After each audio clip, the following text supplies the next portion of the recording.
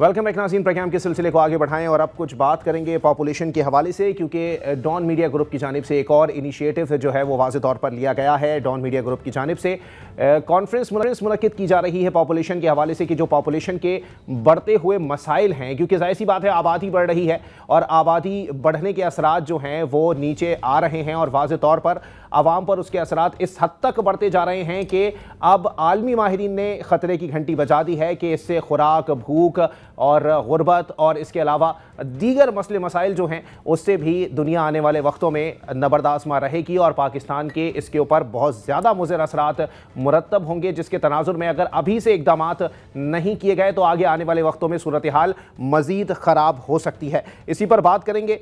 Doctor ज़हर साहिबा, country manager path finder international हमारे साथ मौजूद हैं। बहुत शुक्रिया डॉक्टर साहिबा, आपको प्रोग्राम में वार्मली वेलकम कहेंगे। डॉक्टर साहिबा, क्या कहेंगी? पहले तो ये बताइएगा कि डॉन न्यूज़ की जानिब से ये जो इनिशिएटिव लिया गया है वाज़े तौर पर, कि पहले वाज़े तौर पर एटमॉस्फेयर के ऊपर बहुत बात की गई, उसके बाद अब जो है वो पॉपुलेशन के ऊपर डॉन मीडिया ग्रुप जो है वो अपना किरदार अदा कर रहा है और इस हवाले से कॉन्फ्रेंस मुनक़िद की जा रही है। शुक्रिया बहुत, थैंक यू वेरी मच।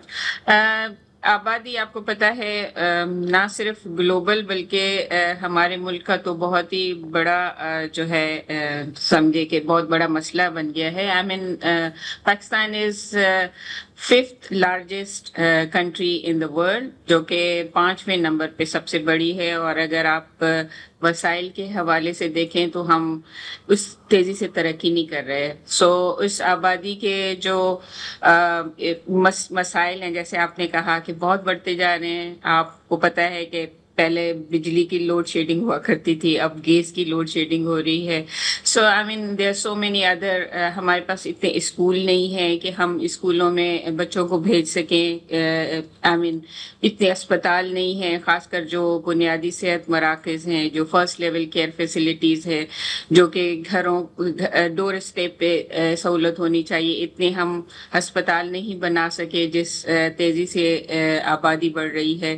तो ये ना सिर्फ हमारे वसाइल पे बल्कि हमारे सोशल जो है वैल्यूज़ को भी ज़ाहिर है इस पे फ़र्क पड़ेगा। जब जो बेरोज़गारी बहुत बढ़ेगी, रोज़गार के मौक़े नहीं होंगे तो नौजवानों में जो है एंजाइटी, डिप्रेशन और बहुत सारे जराइम वगैरह जन्म लेते हैं ज़ाहिर है इस चीज़ से।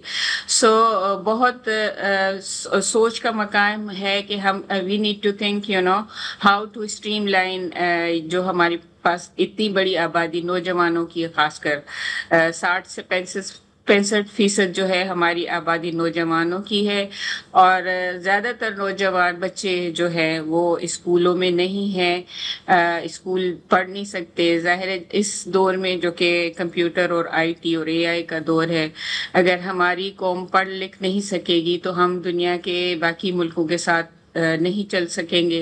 लेकिन डॉक्टर साहिबा, यहाँ पर सवाल ये भी पैदा होता है कि एक जानिब जो है वो आबादी है, बढ़ते हुए मसाइल हैं और उनको कवर करने के लिए वसाइल हमारे पास दस्तयाब नहीं है। अगर उसके ऊपर कोई बात करे तो हमारा जो मजहबी हल्का है उनकी जानिब से इस मामले को गैर शरई करार दिया जाता है। वजह क्या है और इस चीज़ को काउंटर किस तरह से किया जा सकता है? देखें, मजहब हमें नो डाउट इस्लाम में ये है कि रिज़्क़ तो देने वाला अल्लाह है, लेकिन कहने की बात अगर देखी जाए तो सिर्फ खाना पीना ही तो नहीं होता ना। I mean they have to survive. उनको अच्छे कपड़े चाहिए, लोगों को अच्छा खाना पीना चाहिए, अच्छा रहन सहन चाहिए। खाना तो मिल जाता है, इवन आप कराची में देख रहे होंगे कितने सारे दस्तरखान है।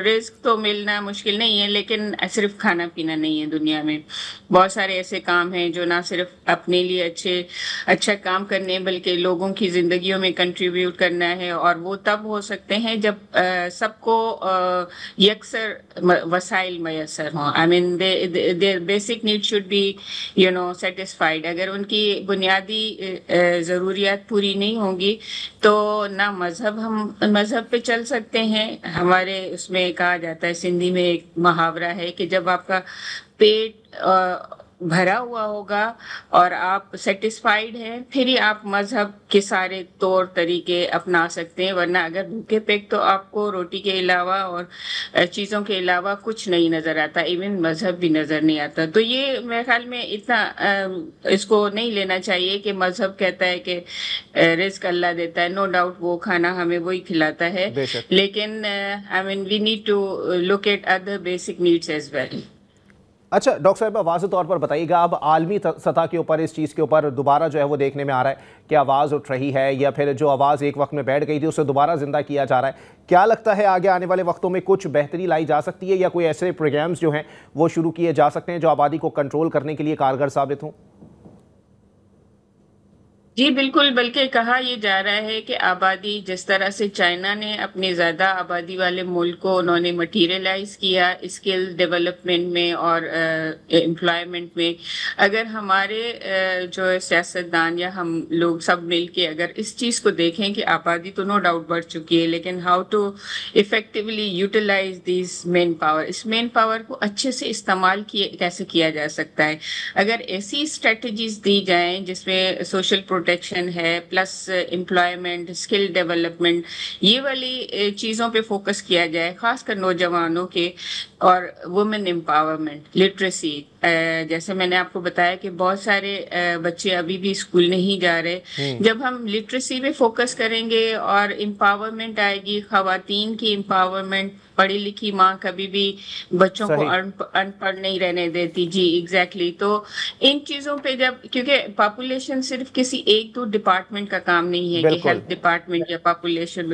تو اٹس ملٹی سیکٹورل، جب تک ہم ان کو اچھی سے تعلیم نہیں دلا سکتے، ہم ان کو اچھے سے اسکل نہیں دے سکتے، ان کو روزگار مہیا نہیں کر سکتے، دے کین ناٹ کنٹریبیوٹ، آئی مین وہ سوچ ہی نہیں سکتے فیملی پلاننگ کے لیے۔ ٹھیک ہے، بہت شکریہ ڈاکٹر زیب صاحبہ ہمارے ساتھ موجود تھیں اور تفصیلاً اس تمام تر صورتحال کے اوپر وہ روشنی ڈال رہی تھی۔ اگر آبادی بڑھے گی تو مسائل بڑھیں گے، اور ان کے لیے وسائل پیدا کرنا بھی واضح طور پر حکومتی نمائندوں کی جو ہے وہ ذمہ داری بنتی ہے، لیکن اس پر کتنا سوچا جا رہا ہے یہ آگے آنے والے وقتوں میں صورتحال واضح ہو جائے گی۔ اسی کے ساتھ اپنے میزبان علی عباس کو دیجیے اجازت، صحت نے ساتھ دی اور زندگی نے وفا کی، تو پھر ملاقات ہوگی۔ اللہ حافظ۔